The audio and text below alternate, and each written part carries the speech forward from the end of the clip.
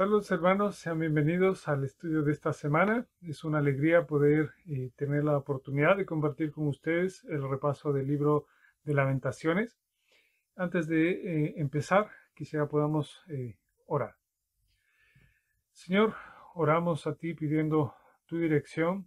Seas tú, Señor, el que encamine nuestros pensamientos y deseos de conocer un poco más acerca de este libro, acerca de tu palabra, Señor. Reconociéndola como tu dirección, tu instrucción para nosotros, que podamos ser bendecidos, Señor, con el entendimiento un poco más profundo de lo que este libro transmite. Pedimos sea el Espíritu Santo el que encamine nuestro estudio y este tiempo. Oramos en el nombre de Jesús. Amén. Muy bien, entonces, como acabo de mencionar, es el libro de Lamentaciones el que estudiaremos hoy. Y revisaremos varios de los puntos del trasfondo de este texto. Y el primero es el título. Como sabemos, es común en la versión hebrea que la primera palabra sea la que marca el título o el nombre del libro. Y en esta ocasión es la palabra Jeká, que como podemos ver en el capítulo 1, versículo 1, es la palabra como. Y esta palabra transmite la idea de desmayo, desaliento, y es lo que marca todo el libro en realidad. Y así entonces nosotros podemos ver a qué se está refiriendo el libro. En cuanto al español, nosotros recibimos esta palabra, la palabra lamentaciones, de la Vulgata Latina, y se translitera también de la Septuaginta, y es la expresión de clamores fuertes. ¿Sí? Este término también lo usaron ya tempranamente los judíos para llamarle así al libro. Los rabinos comenzaron a llamarle también clamores fuertes o también lamentaciones. Y algo particular del libro que no encontramos en ningún otro texto de las Escrituras es que es el único libro que sus 5 capítulos solamente expresan sufrimientos y precisamente lamentaciones, clamores, marcando entonces así, como menciona el texto guía, el funeral de la que una vez fue la hermosa ciudad de Jerusalén. Esto es lo que transmite todo el libro y el sufrimiento que el pueblo estaba teniendo al recibir el castigo que el Señor ya había anunciado y que ahora ellos estaban viendo suceder. En cuanto al autor del libro, tradicionalmente se le adjudica a Jeremías, aun cuando internamente no encontramos un nombre que nos dé pistas, sí podemos encontrar datos o pistas en cuanto a su contexto. Por ejemplo, la manera en cómo es escrito el libro es muy semejante a cómo está escrito el libro de Jeremías, o frases o formas de expresarse, y también históricamente se le atribuye. Por ejemplo, citando nuevamente la Septuaginta, se dice en el capítulo 1, versículo 1, se introduce así: y sucedió después de que Israel había sido llevado cautivo, y más adelante dice, Jeremías se sentó llorando. ¿Sí? También vemos que a Jeremías se lo ve transmitiendo lamentaciones. Por ejemplo, se ve a Jeremías escribiendo lamentaciones para Josías. Eso está en Segunda de Crónicas, versículo 35-25, donde se lo menciona. Y también Dios le había dicho que se lamentara por Jerusalén, en Jeremías 7:29. Entonces, tomando de punto de partida que Jeremías es el autor mayormente probable del libro, lo podemos ver al escribiendo como un testigo ocular de la destrucción de Jerusalén. Él pudo haber escrito este libro con la ayuda de Baruch como secretario y en un periodo aproximado entre la caída de Jerusalén en el año 586, esto a mediados de julio, y entre julio y agosto, cuando el templo fue quemado, y no después de su traslado a Egipto, cuando por la desobediencia de los líderes del pueblo, al ser instruidos por Dios a través de Jeremías de no ir a Egipto, ellos se rebelan contra esta instrucción y hacen lo que el Señor les manda. Entonces él es llevado junto con el pueblo, junto con Baruch, a Egipto, y es en este periodo el probable tiempo en el cual el libro pudo haber sido escrito. El lenguaje que Jeremías transmite a través del libro de Lamentaciones es muy paralelo, muy cercano a lo que también el libro de Jeremías, en gran parte de su libro, escribe. ¿Sí? Hay varias cosas que se parecen mucho. Pasando, entonces, después de revisar esto, al contexto histórico, vemos algo muy peculiar, y es el hecho de que la destrucción de Jerusalén fue anunciada en cierta medida ya muchísimos años antes, por lo menos 800 años por adelantado, a través de Josué. Esto lo podemos ver en Josué 25, el versículo 15 y 16, que nos dice lo siguiente. Pero así como ha venido sobre vosotros toda palabra buena que Jehová vuestro Dios os ha dicho, también traerá Jehová sobre vosotros toda palabra mala, hasta destruiros de sobre la buena tierra que Jehová vuestro Dios os ha dado. Si traspasareis el pacto de Jehová vuestro Dios, que Él os ha mandado, yendo y honrando a dioses ajenos, e inclinándoos a ellos, entonces la ira de Jehová se encenderá contra vosotros y pereceréis prontamente de esta buena tierra que Él os ha dado.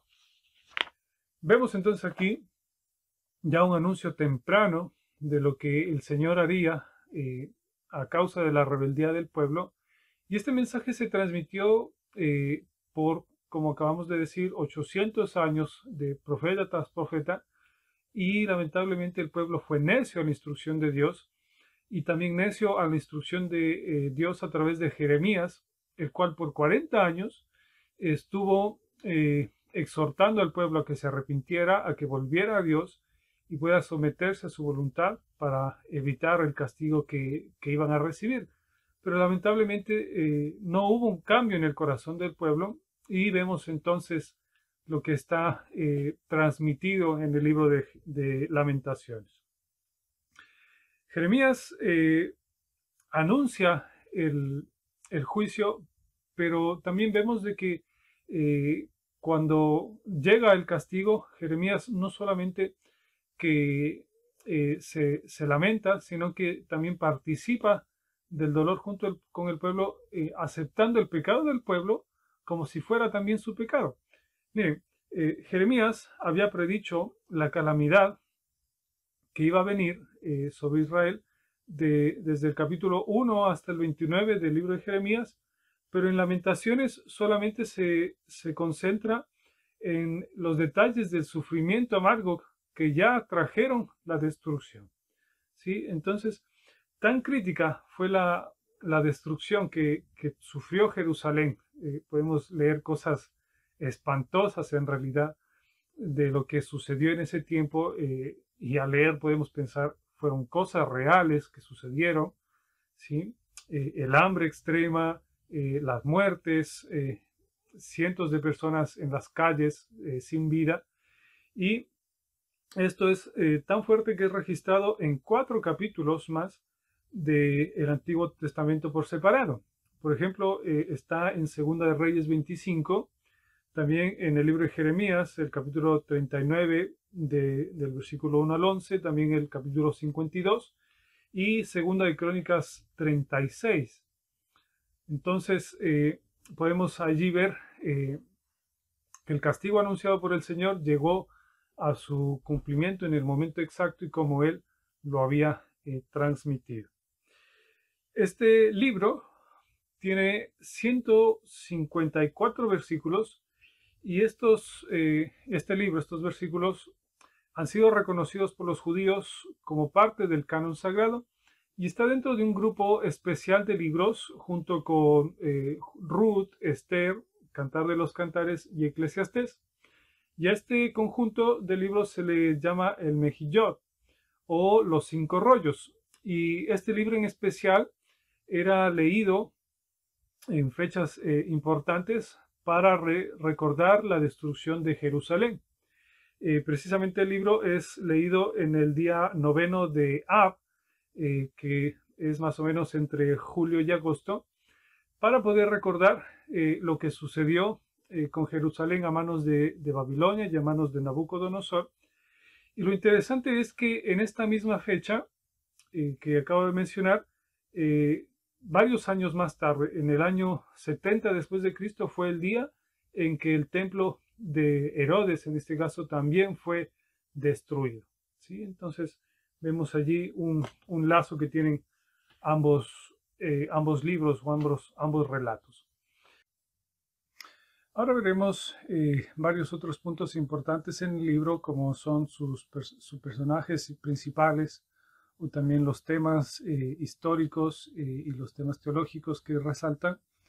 En cuanto a los personajes, el primero es su autor humano, Jeremías, el cual se lamenta por la destrucción de Jerusalén.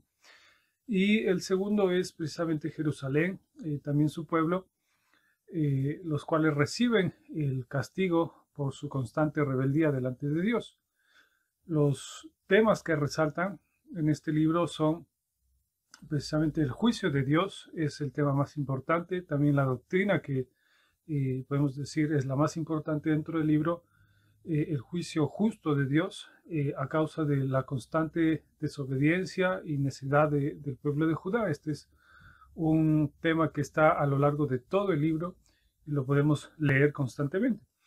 Un segundo tema que sale a superficie es la esperanza que podemos encontrar en Jeremías y en el pueblo al recordar las misericordias del Señor, al recordar que el Señor es un Dios misericordioso y el constante clamor que ellos tienen pidiendo que el Señor tenga misericordia de ellos.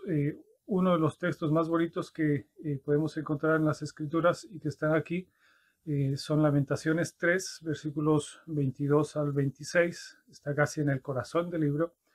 Lo podemos leer y nos dice: por la misericordia de Jehová no hemos sido consumidos, porque nunca decayeron sus misericordias. Nuevas son cada mañana. Grande es tu fidelidad. Mi porción es Jehová, dijo mi alma, por tanto en él esperaré. Bueno es Jehová a los que en él esperan, al alma que le busca. Bueno es esperar en silencio la salvación de Jehová. Entonces vamos viendo cómo el libro va teniendo pequeños matices entre los lamentos, pero también el recordar quién es el Señor, el recordar sus misericordias. Y ya al final del libro también vemos que hay cierto recuerdo de la gracia que el Señor tiene para con su pueblo, que su juicio no es en vano en esta ocasión, ni nunca, sino que el Señor ha de tener misericordia también de su pueblo y los restaurará. Un texto importante también aquí es el que encontramos en Lamentaciones 5, casi al final, en el versículo 19, nos dice: mas tú, Jehová, permanecerás para siempre, tu trono de generación en generación. ¿Por qué te olvidas completamente de nosotros y nos abandonas tan largo tiempo? Y nos dice: vuélvenos, oh Jehová, a ti, y nos volveremos. Renueva nuestros días como al principio. Aquí el autor está diciendo que si es que el Señor los vuelve a Él, ellos podrán volver, reconociendo también que la salvación y la renovación de entendimiento de corazón viene del Señor. Es una obra que solamente Dios puede hacer en el corazón del hombre.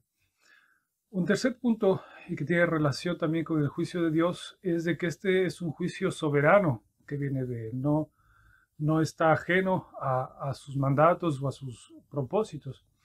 En el libro de Jeremías, desde el versículo 20, desde el capítulo 20 hasta el capítulo 52, vemos más de 150 veces que el castigo que está recibiendo el pueblo se relaciona con Babilonia y también con su rey Nabucodonosor. Pero cuando vemos el relato de este mismo castigo en este libro de Lamentaciones, vemos que nunca se los menciona ni a Babilonia ni a su rey, y se le atribuye totalmente este juicio a Dios. Él es identificado como el que castiga el pecado de Judá, el que castiga el pecado de todos quienes se habían rebelado contra él. Y así vemos que el Señor es soberano en todo tiempo. Aun cuando usa de instrumentos humanos para llevar adelante sus propósitos, Él es el que está al mando de la historia de su pueblo y en esta ocasión de su castigo. Un cuarto punto, en cuarto lugar, vemos que hay una notada oración a lo largo de varias porciones del libro, y entonces hay una constante relación con la oración. Por ejemplo, se ora confesando el pecado del pueblo en el versículo 1:11, como vemos aquí. También se hace una oración con angustia cuando, como dice allí, se cerró los ojos de Dios a la oración del pueblo.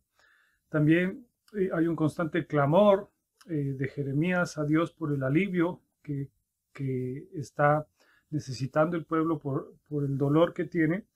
Y también algo interesante es que busca la recompensa sobre los enemigos, busca el castigo sobre sus enemigos por el dolor que han traído. Y se hace una apelación a Dios, al cielo, por la misericordia restauradora que necesitan y que también el libro de Jeremías asegura ha de venir.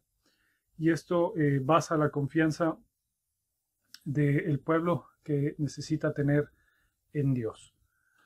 Un punto adicional es que este libro sirve de recordatorio y también de advertencia para el pueblo de Dios en todas las generaciones, que aun cuando el Señor es un Dios de misericordia y es un Dios de amor, también es un Dios justo, es un juez justo, que ha de traer el castigo y la recompensa por sobre todas las personas. Él en su palabra nos ha dicho que a su momento hemos de ser juzgados sobre lo bueno y lo malo, y nadie escapará de este juicio. ¿Sí? La necedad del pueblo de Judá, del pueblo de Israel, fue tener en menos las advertencias que Jeremías por tanto tiempo les hizo y muchos otros profetas, y no fueron librados del castigo. Nada nos puede hacer pensar que nosotros podremos ser librados, tendremos un destino distinto al que tuvieron estas personas y muchas otras a lo largo de la historia. Entonces es bueno recordar y también fortalecer nuestra reverencia y el temor que debemos tener del Señor, y de conocer también que este es un atributo presente delante de Dios. Un último punto importante es el que tiene que ver con la relación de Jeremías con el Señor Jesús, o cómo vemos esto a la luz de la salvación, a la luz de Cristo. Y podemos relacionar a Jeremías y su llanto, su constante lamento por Jerusalén, con el lamento que el Señor Jesús también tuvo mucho tiempo después por la misma ciudad. Como el Señor, hablando a Jerusalén, nos dice que intentó juntarla y ellos, a pesar de eso, mataban a sus profetas y vivían en constante rebeldía. Otro punto también que tiene que ver con el Señor es de que aun cuando Él es el juez de su pueblo y es el que trae el castigo sobre ellos, esto no quiere decir que Él no se duela o que se complazca de lo que están atravesando, sino que hay dolor también al traer este tipo de reprensión. Un texto interesante en este tema es Isaías 63:9. Parte de él nos dice: en toda angustia de ellos, Él, hablando de Dios, fue angustiado. ¿Sí? Entonces, este es un principio que nos ayuda a entender un poco más el castigo del Señor. Aun cuando es severo, aun cuando es doloroso para quien lo recibe, el Señor también se conduele. Es así también que un día el Señor enjugará las lágrimas de todo su pueblo. ¿Sí? El Señor es el que, aun cuando trae el castigo, también trae el consuelo. ¿Sí? Sus castigos, sus juicios no son un sinsentido, sino que todos ellos tienen un propósito para quienes somos sus hijos, un propósito de arrepentimiento, de conversión de corazón, de retomar los caminos que el Señor nos ha llamado a vivir y así poder vivir en armonía con su voluntad, siempre para nuestro beneficio y con el deseo de agradarle a Él. El carácter de Dios en el libro de Lamentaciones, como ya hemos ido en ciertos momentos mencionando, es visto como un Dios fiel, como el texto que leímos en Lamentaciones 3, 22 al 25. También nos habla acerca de la bondad del Señor, nos habla acerca de su misericordia y también acerca de su justicia. ¿Sí? Estos atributos están en armonía, no se oponen el uno al otro, sino que todos actúan de manera coherente para con su pueblo. Hay dos palabras importantes que se nos resaltan en el estudio. Una de ellas, que marca todo el libro, es el llanto, la palabra que se traduce en llorar, que viene del hebreo kabá, y describe el llanto que se expresa cuando las emociones son fuertes, y esto puede ser tanto de pena como de felicidad. Esta palabra se relaciona, bueno, con la lamentación generalmente, pero también se puede relacionar con el gozo, cuando lloramos por el gozo, ¿sí? El sentimiento que tenemos cuando hay algo fuerte que estamos atravesando. En el libro de Lamentaciones vemos el lloro de Jeremías constante por el castigo que está recibiendo, resultado de su rebeldía, y el lloro por la destrucción de toda la ciudad de Jerusalén.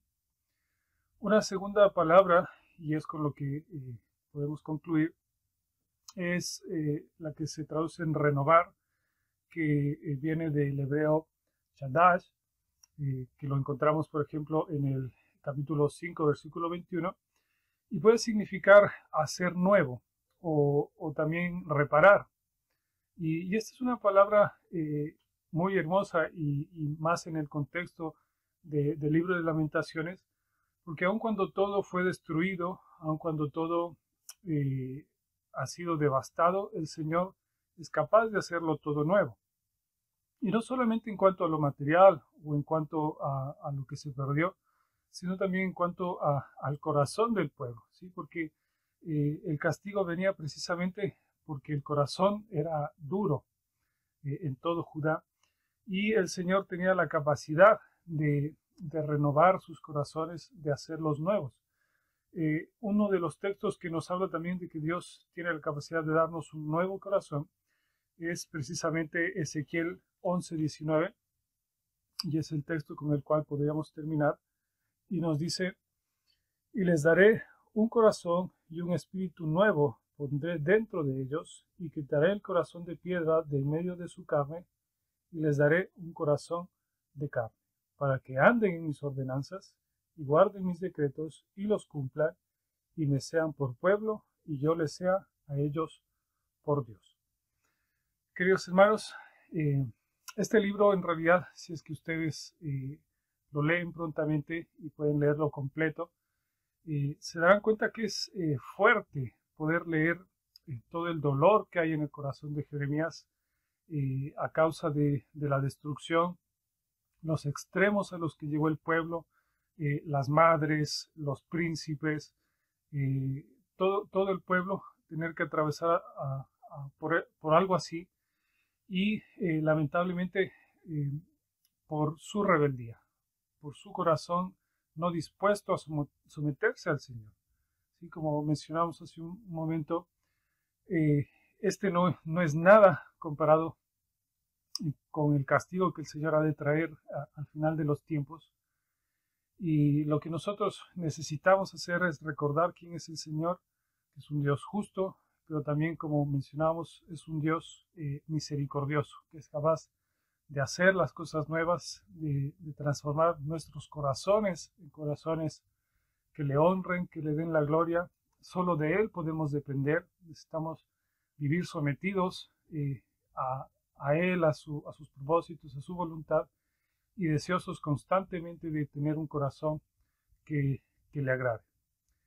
Este ha sido el breve estudio de este pequeño libro dentro de las Escrituras. Espero sea de bendición y podamos fortalecer entonces nuestro estudio de aquí en adelante. Que el Señor les bendiga.